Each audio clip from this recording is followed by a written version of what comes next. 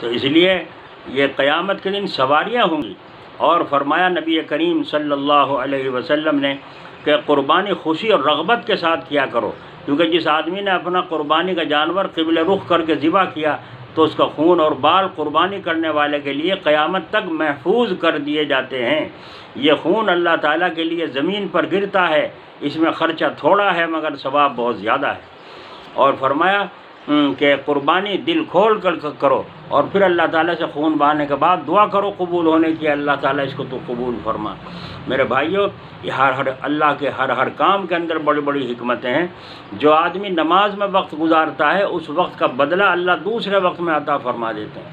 اسی طرح جو آدمی قربانی کرے گا اس قربانی کے عوض میں جو خون کا قطرہ زمین پر گرا ہے، نہ جانے کہاں کہاں ہمارے تمہارے اور ہمارے بچوں کے جن کے تم قربانیاں نام سے کرتے ہو، کہاں کہاں ایکسیڈنٹ میں اور کہاں کہاں مصیبتوں میں خون سے اللہ حفاظت فرمائے گا۔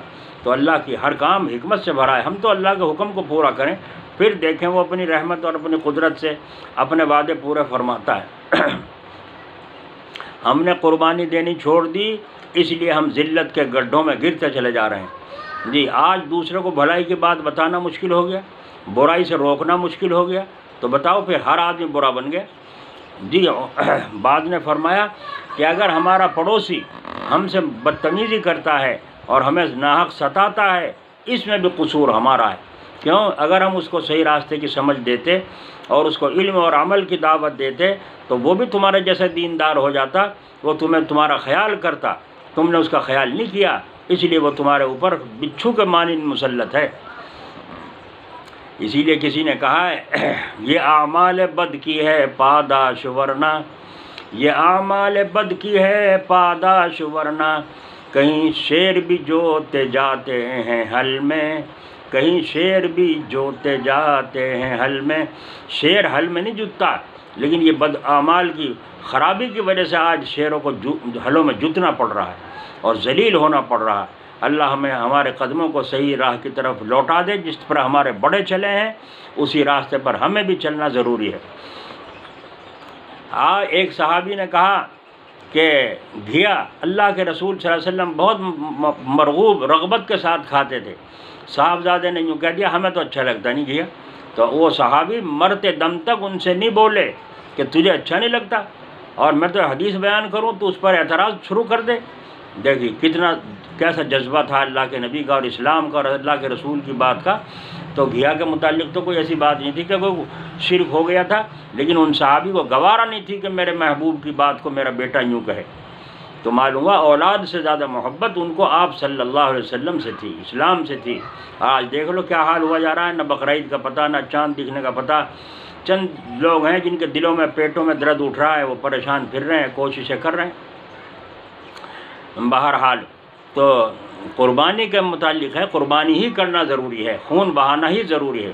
یہ نہیں کہہ سکتے کہ اللہ تعالیٰ کے نام پر صدقہ خیرات کر دیں گے، غریب لوگ پریشان ہیں، اس سے بڑا نفع کیا ہے؟ یہ شیطان کا دھوکہ ہے، یہ مسلمان کی شان نہیں ہے ایسے بکواس کرے۔ جی مولانا حسن صاحب فرماتے ہیں یعنی حکم گر فرزن پیمبر تجھ کو دے، یعنی حکم گر فرزن پیمبر تجھ کو دے، بے تامل ذبح بیٹے کو کرے۔ یعنی اگر تمہاری بستی میں پیغمبر صلی اللہ علیہ وسلم آ جائیں اور آ کر یوں کہیں اے لوگوں اپنے بیٹے کو ذبح کرو، ایک ایک بیٹا اللہ کے نام پر ذبح کرو، تو ایمان اس کا نام ہے کہ بے دریغ چھری چل جائے۔ یہ نہ ہو کہ چیں چیں کرنے لگے اور کہنے لگے بکری لے لو، اونٹ لے لو، جھوٹا لے لو، یوں کہنے لگے، نہیں، بلکہ جو حکم پیغمبر نے دیا ہے اسی کو ماننا ضروری ہے۔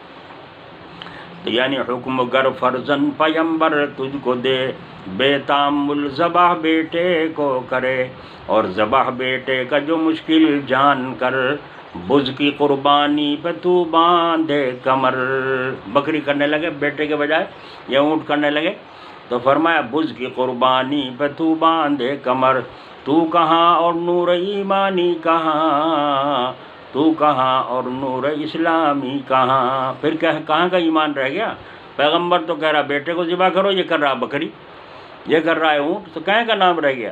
اس لیے یہ چال بازیاں شیطان کا اثر ہیں، جو قربانی ہی کرنا ہے، قربانی جس کے ذمہ ہے، ہر حال میں قربانی کرنا ہے، چاہے اپنے گھروں میں کرو، چاہے باہر کرو، باہر پیسے بھیجو۔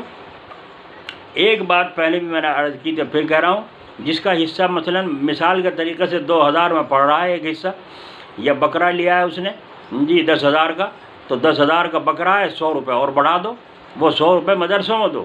تمہیں معلوم ہے کہ آج کل حالات مدرسوں کے کیا ہیں، غریبوں کو تو دے دیا گیا ہے، مدرسوں میں کہاں آیا ہے۔ بعض جگہ جلسے ہو چکے تھے پہلے، ان کا کچھ کام چل رہا ہے، اور رمضان میں چندہ نہیں ہوا، تو بیچاروں کی تھوڑی تھوڑی تنخواہ، ان لوگ کتنے تنگی کے اندر مبتلا ہیں، ان کے کیا حالات ہیں۔ اس لیے وہ 100 روپے آپ اپنے ہر حصہ دار اپنی طرف سے اپنے حصے کے پیسوں کے ساتھ 100 روپے بڑھا کر صدقہ کرے، اور وہ صدقہ مدرسوں میں دے دیا جاوے۔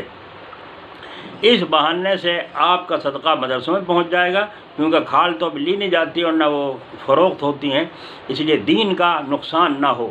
اس لیے ہمارے بھائی اس پر خاص طریقے سے خیال رکھیں، اور چاند دکھنے کے بعد سے حجامت نہ بنوائیں جن کا حصہ ہے، بلکہ قربانی کرنے کے بعد حلال ہوں، حلال کرنے کے بعد جانور ذبح کر کے اس کے بعد اپنے بال وغیرہ کٹائیں، جیسے حاجی کرتے ہیں ایسے تم بھی حاجیوں کے ساتھ شامل ہو جاؤ۔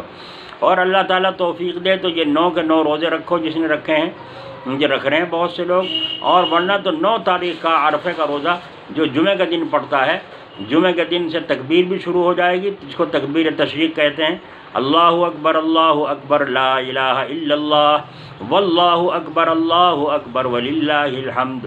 عورتیں آہستہ، مرد بلند آواز کے ساتھ پڑھیں، بلند آواز سے مرد پڑھیں عورتوں کی طرح، عورتیں پڑھنے لگیں اب زور زور مردوں کی طرح، الٹا معاملہ ہو رہا ہے۔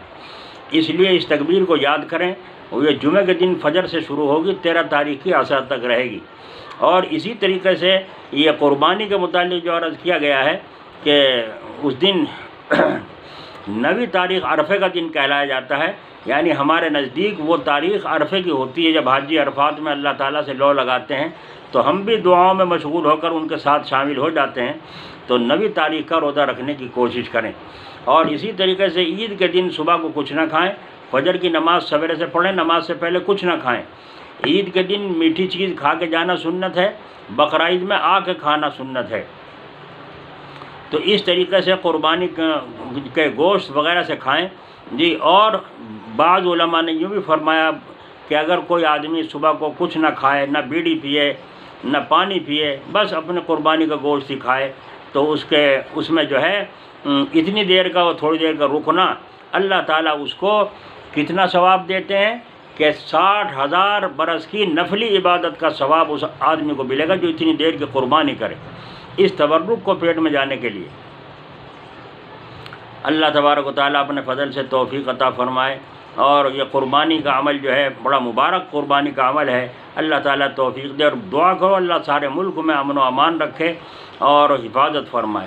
اور اسی طریقے سے جو ہے عید کی رات میں 2 نفل ادا کرنا، ہر رکعت میں 15 مرتبہ جو ہے سورہ فاتحہ اور 15 مرتبہ سورہ اخلاص، ہر رکعت میں الحمد شریف ایک دفعہ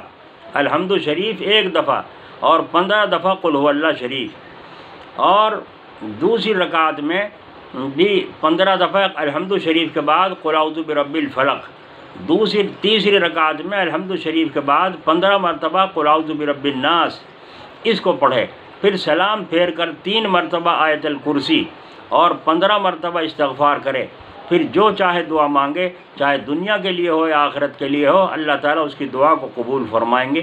یہ عید کی رات کی نماز جو ہے شاہ عبد القادر جیلانی رحمۃ اللہ علیہ نے اپنی کتاب کے اندر نوٹ کی ہے۔